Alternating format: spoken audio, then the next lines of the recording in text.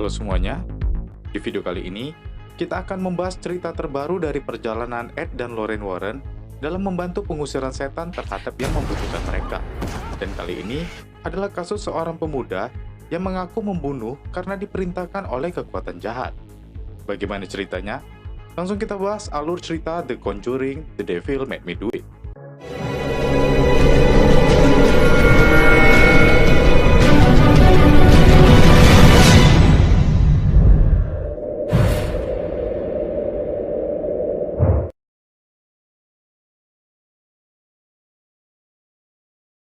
Cerita ini terjadi di tahun 1981.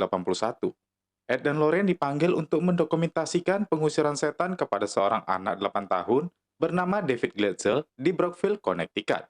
Ed bilang ke si ayah Carl Glatzel kalau pengusiran setan disetujui, dan Pastor Garden sedang kemari. David yang kelelahan setelah diurus Warren, dibawa calon kakak iparnya Arnie Cheyne Johnson ke kamar. Arnie mengatakan David adalah anak yang pemberani. Dia akan selalu menjaga David. David nanya, kapan Arnie menikah dengan kakaknya? Arnie tertawa dan belum bisa menjawab. Saat itu, Pastor Gordon sampai ke rumah mereka. Arnie pun keluar dari kamar untuk bertemu pastor. Namun terjadi sesuatu kepada David yang sendirian.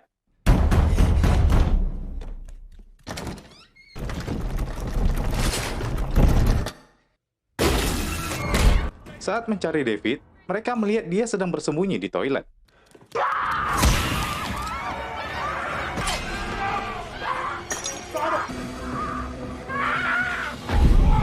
Mereka pun segera melakukan pengusiran setan di rumah itu.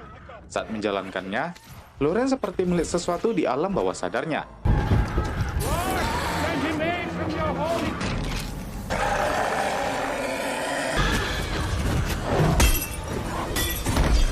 Pastor terluka. Ed terpaksa menggantikannya untuk mengusir setan.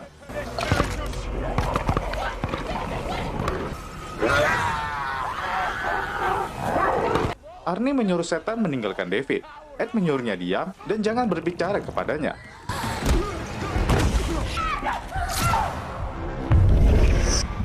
Arnie menyuruh setan untuk meninggalkan David dan menggantikan dengan dirinya. Alone, okay? Leave them alone and take me. Leave them alone and take me. David menjadi tenang, namun sepertinya si setan telah berpindah ke tubuh Arnie. Ed kritis. Ed ternyata mengalami serangan jantung. Namun saat ini kondisinya sudah stabil, namun belum sadar. Arnie sendiri tinggal bersama Debbie, kakak David, di tempat penitipan anjing yang tak jauh dari rumah Glatzel, karena Debbie bekerja di situ. Pagi itu dia meminta ke Debbie untuk segera meninggalkan semua ini, karena David telah ditangani. Debbie bilang mereka tidak punya uang untuk pindah, karena dia baru saja masuk kerja. Namun Arnie bilang mereka tentu bisa bekerja di tempat lain. Debbie janji dia akan mempertimbangkannya. Setelah itu, Debbie segera menjumpai bosnya yang sudah seperti rekannya sendiri. Dia adalah Bruno. Debbie lebih pengalaman mengurus anjing daripada Bruno. Hari ini Debbie libur dan meminta Bruno menjalankan tugasnya, karena dia akan merayakan kesembuhan David di rumah. Setelah pulang, mereka pun menyiapkan barbeque di halaman. Debbie sambil tersenyum bilang ke ibunya, Arnie mengajaknya untuk pindah dari Brookville. Ibunya ingin mereka secepatnya menikah. Saat itu, Debbie menyuruh Arnie mengambil daging di dalam. Dan saat dia masuk dan mengambil daging di kulkas, ada sereal yang jatuh sendiri. Ternyata, itu ulat tikus yang langsung berlari ke dalam lubang di dinding. Saat Arnie melihat, terjadi sesuatu dalam bayangannya.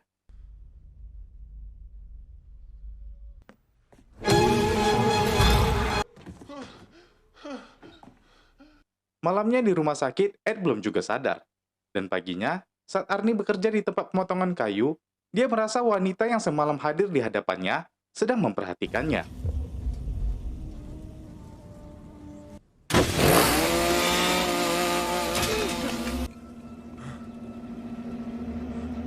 Karena kejadian itu, Arnie pun pulang ke tempat Debbie dan mengabarkan kalau dia tidak enak badan. Bruno langsung menyambutnya dan mengajak minum bir. Arnie menolak, karena dia sedang tidak enakan. Di rumah sakit, Ed tiba-tiba sadar. Dia langsung bilang ke Lorraine kalau mereka harus memperingatkan Debbie karena iblis telah berpindah ke tubuh Arnie. Dia melihatnya kemarin. Kembali ke Arnie. Dia jadi ikutan minum karena dipaksa Bruno. Dia memutar musik dengan cukup kuat, sampai tak dengar telepon berbunyi saat Lorraine memanggil. Terlihat perilaku aneh terhadap Arnie. Dia terdiam dan keringatan. Namun Bruno terus mengajaknya menari dengan musik yang dia putar. Debbie berusaha menghentikan Bruno yang sedang mabuk. Namun namanya teman, dia malah mengajak Debbie menari. Arnie yang pemikirannya belum normal melihat hal itu dengan ekspresi yang aneh. Lauren yang punya firasat buruk langsung mengabarin polisi untuk segera ke tempat penitipan anjing di Brookville. Dia yakin akan terjadi hal buruk di tempat itu. Arnie masih kacau. Saat mencuci muka, dia mendengar Debbie teriak. Dia melihat Bruno yang berubah menjadi makhluk yang menyeramkan. Namun itu hanya dalam pandangan Arnie. Dia menarik Debbie menuju ke ruangan kandang anjing. Saat itu, pisau saku terjatuh di dekatnya. Bruno yang berubah dalam pandangannya datang ke arahnya.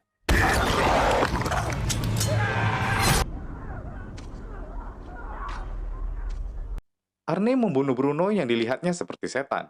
Dia berjalan sendirian dengan aneh, hingga polisi pun datang dari panggilan Lauren. Saat polisi menegurnya, terlihat baju Arnie dipenuhi darah. Dia bilang sepertinya aku melukai seseorang. Kasus itu pun langsung diberitakan. Bruno tewas, dibunuh dengan 22 kali tusukan dengan pisau saku. Ini kasus pembunuhan pertama di kota itu.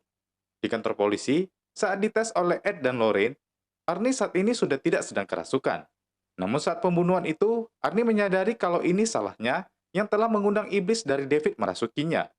Pengacaranya mengatakan, Arnie tidak bisa dibantu, karena dia jelas membunuh dengan sidik jarinya yang masih tertempel di pisau. Namun kalau alasannya karena kerasukan iblis, dia menolak untuk menjadi pembela Arnie. Itu tak akan berhasil di persidangan. Namun Ed dan Lauren berjanji akan membantu, karena mereka sudah pengalaman dengan hal yang berbau setan dan iblis. Ed berusaha meyakinkan si pengacara, hingga pengacara ini pun setuju. Persidangan pertama pun dilakukan pada tanggal 19 Februari 1981. Pengacaranya langsung mengumumkan kalau Arnie tidak bersalah karena saat itu dia sedang kerasukan iblis. Semua terdiam dan merasa aneh mendengar alasan itu. Saat selesai, si pengacara bilang rekannya mengabarkan Arnie akan dituntut hukuman mati. Si pengacara akan tetap berusaha, namun semua tergantung pembelaan Ed dan Lauren. Ed dan Lauren pun harus cepat mengumpulkan bukti dari awal. Mereka telah merekam pengakuan keluarga Glatzel saat David kerasukan. Debbie pun menceritakan ke Ed dan Lauren kalau semua diawali dari 5 bulan sebelumnya. Saat itu keluarga Glatzel baru pindah ke rumah mereka sekarang. Saat itu, David sedang menuju ke kamarnya yang memiliki kasur air. Dia bermain di kasur itu, dan tiba-tiba dia melihat sesuatu. Dia pun mencari apa yang ada di dalam.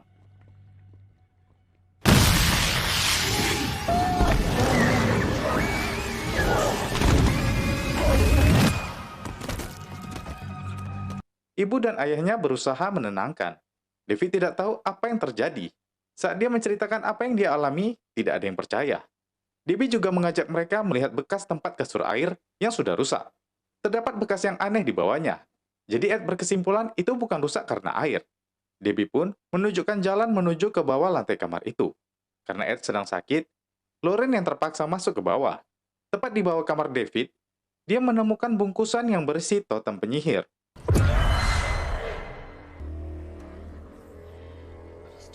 Dia langsung memfoto dan memperlihatkan ke Debbie kalau benda itu biasa digunakan pengikut setan dalam ritual. Lauren menebak kalau David dikutuk oleh orang yang sengaja mencari korban demi setan. Pastor Gordon menyuruh mereka menjumpai mantan pastor yang sepertinya tahu tentang totem seperti itu. Mereka pun langsung menuju dan sampai ke rumah mantan pastor yang sudah pensiun itu. Dia bernama Pastor Kastner. Saat melihat foto totem itu, dia bilang dia pernah melihat yang hampir sama dengan itu. Lauren bertanya, siapa kira-kira yang membuatnya? Pastor mengajak mereka ke ruangan bawah. Namun Lauren berfirasat tidak enak di bawah. Ruangan itu dipenuhi benda-benda gaib yang dikumpulkan pastor. Semua benda-benda itu milik orang-orang yang menyembah setan yang menjanjikan tumbal. Saat di tahanan, Arnie ditugaskan untuk membersihkan ruangan. Namun saat itu, dia kembali diganggu dengan penampakan yang seperti setan sebelumnya.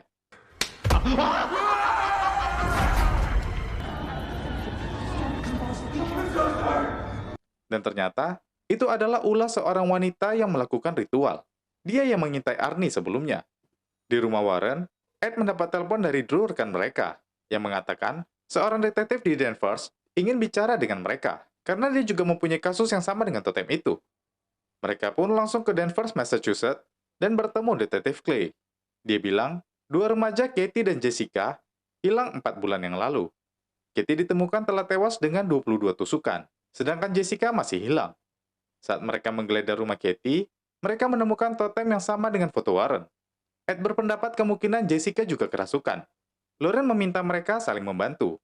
Lauren akan mencari Jessica, dan Clay memberikan berkas kepada mereka untuk menemukan pelakunya. Clay mengetes Lauren dengan menyuruhnya memilih pisau mana yang digunakan untuk membunuh Katie. Dengan cepat, Lauren langsung memilih pisau yang tepat. Karena yakin dengan kemampuan Lauren, sesuai janji, Clay mengajak mereka ke tempat penemuan mayat Katie di tengah hutan. Saat itu, Lauren merasakan tempat yang dirasakannya paling buruk. Dan tiba-tiba, pandangan Lauren masuk ke alam lain. Dia melihat saat Katie dan Jessica bermain sambil berlari. Dia pun mengikutinya. Begitu juga dengan Ed dan Clay. Saat itu Jessica memberikan gelang kepada Katie. Dan saat itu juga terjadi sesuatu.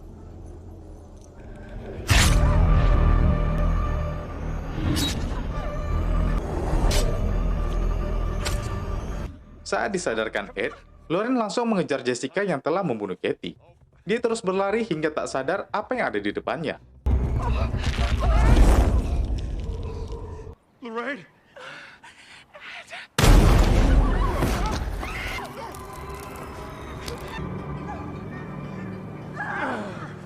Ed berhasil menyelamatkan Lauren, dan Lauren bilang Jessica ada di bawah sana.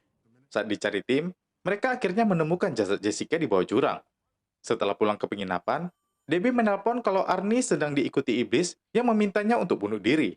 Ed menyuruhnya menghubungi pendeta penjara, dan tiba-tiba panggilan mereka terputus. Di penjara, Arnie membuat lingkaran di sekitarnya dan melafalkan mantra khusus. Sedangkan Ed dan Lauren menuju ke rumah duka secara diam-diam dan mencari mayat Jessica yang ditemukan polisi tadi. Setelah menemukannya, Lauren langsung memegang tangannya dan mencoba mencari tahu siapa pelakunya. Lauren langsung terhubung ke alam lain. Dia menaiki tangga dan melihat sebuah altar yang terdapat 12 lilin hitam membentuk lingkaran. Saat Ed menyuruhnya kembali, Lauren tidak bisa. Penyihir itu seorang wanita. Lauren telah masuk ke dalam tubuhnya. Lauren tak tahu tempat itu di mana. Dia sedang memantrai Arnie untuk menyelesaikan kutukannya.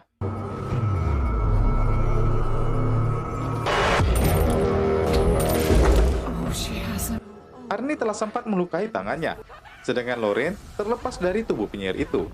Saat itu Lauren menyadari kutukannya juga menghampiri Ed. Dia tidak bisa kembali. Listrik tiba-tiba padam, dan Ed dengan cepat memerintahkan Lauren melepaskan tangan mayat itu. Lorraine, you need to break the connection.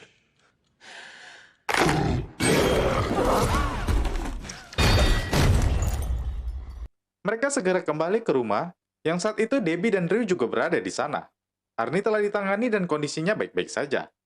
Mereka mencari tahu dari buku Pastor Kastner, kalau tumbal penyihir itu, biasanya satu dibunuh, dan satu lagi bunuh diri. Cara mematahkan kutukannya, dengan menghancurkan altar tempat sihir dibuat. Masalahnya, Lauren tidak tahu itu berada di mana.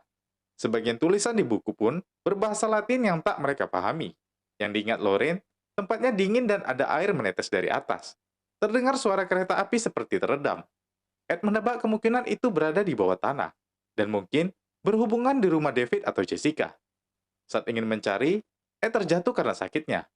Dan saat sadar, dia sudah di kamar. Saat keluar, tidak ada siapapun di rumah.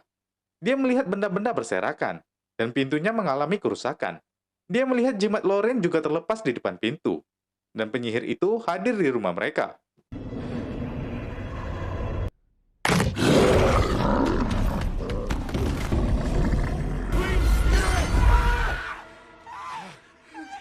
Hampir saja Ed membunuh Lauren. Lauren bilang, ini ulah wanita itu. Ed bilang wanita itu ada di rumah mereka.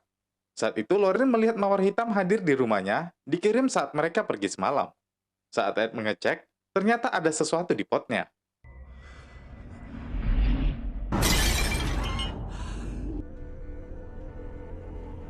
Penyihir itu telah mengirimkan totem ke rumah mereka dan membuat Ed dikutuk. Mereka pun mencari cara untuk segera menghancurkan altar penyihir itu. Debbie kembali ke tahanan untuk melihat kondisi Arnie yang tengah diawasi Pastor Neumann. Ed dan Drew melacak Jessica. Drew menemukan berkas wawancara Jessica dengan orang tuanya.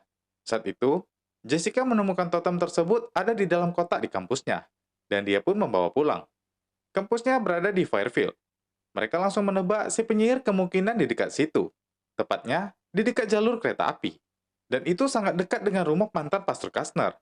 Loren sendiri sedang menuju ke rumah Kastner untuk menerjemahkan buku yang berbahasa Latin. Setelah Loren masuk, Kastner segera mengunci pintu. Di rumah, Ed yang berfirasat tidak baik langsung ingin menyusul Loren. Dia juga meminta Drew menyuruh polisi ke rumah mantan pastor itu. Kembali ke rumah Kastner, dia bilang tulisan itu berarti kutukannya butuh 3 korban untuk selesai. Pastor tanya, apa ada orang lain yang diserang? Loren bilang, itu adalah Ed suaminya sendiri. Karena totem telah dikirim ke rumahnya. Pastor Kastner mengajak Loren untuk ikut dengannya ke ruang bawah. Dia memperlihatkan foto anaknya yang bernama Isla saat berusia 3 bulan di tahun 1932. Kastner bilang, istrinya meninggal saat melahirkan. Namun gereja tetap tidak tahu kalau dia telah menikah. Jadi Kastner membesarkan anaknya sendiri secara rahasia. Mereka tinggal berdua saja di sini. Setelah Kastner pensiun, dia melanjutkan meneliti okultisme. Dia sebenarnya tidak ingin anaknya ikut seperti dia. Tapi sebaliknya, saat 20 tahun, Isla malah tertarik dengan okultisme. Dia menyuruh Loren berhati-hati karena obsesi orang tua bisa menurun ke anak mereka. Dan Kastner pun bilang, penyihir itu adalah putrinya sendiri. Ada jalur lain di ruangan bawah tersebut. Putrinya menjelajahinya saat kecil. Dia yakin altarnya pasti ada di situ. Hanya itu satu-satunya cara mematahkan kutukannya. Dia mengatakan itu dengan sangat sedih mengingat putrinya. Dan saat itu, Loren merasakan kehadirannya. Dia segera menyuruh Loren masuk ke jalur itu sebelum anaknya datang. Dan saat itu, Isla datang menemui ayahnya. Kastner bilang, dia telah gagal menjadi ayah. Please God, don't let me fail. Loren yang di jalur lain menyadari kalau Kastner telah dibunuh.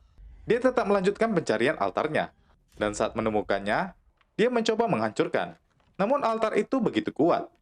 Isla pun datang mendekatinya. Ed yang tiba langsung mendengar teriakan Loren dari bawah tanah. Dia mencoba menghancurkan pintu masuk. Di bawah Loren sedang diserang.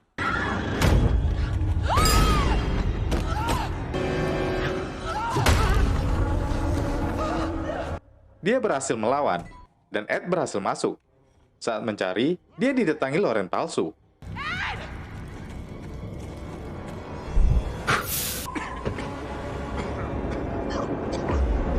Ed tak dapat melihat apapun, sedangkan Isla memulai ritual untuk mengakhiri hidup Arnie. Arnie terkena kutukannya, dan pastor segera melakukan doa untuk melawan penyihir. Ed kehilangan arah dan ingin menyerang Loren.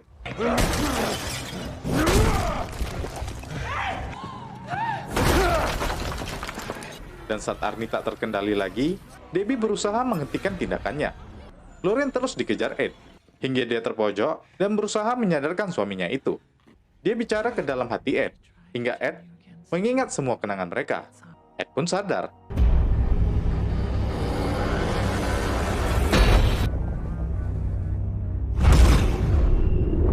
Dia berhasil menghancurkan altarnya.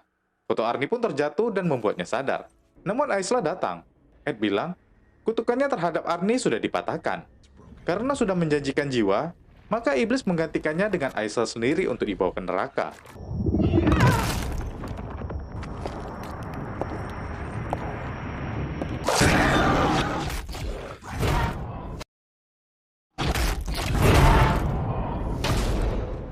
Masalah pun selesai sebelum polisi datang. Ed membawa salah satu benda dari altar penyihir ke ruangan okultisme koleksinya. Pada 24 November 1981, persidangan Arnie kembali dilanjutkan. Namun hasilnya dia tetap divonis bersalah atas pembunuhan Bruno. Arnie dihukum 5 tahun. Dia menikahi Debbie saat masa tahanan. Mereka masih bersama hingga saat ini. Dan cerita berakhir di sini, guys. Nah guys, itu tadi alur cerita The Conjuring, The Devil Made Me Do It selengkapnya. Terima kasih sudah menonton, sampai jumpa di video berikutnya, dan jangan lupa subscribe-nya ya.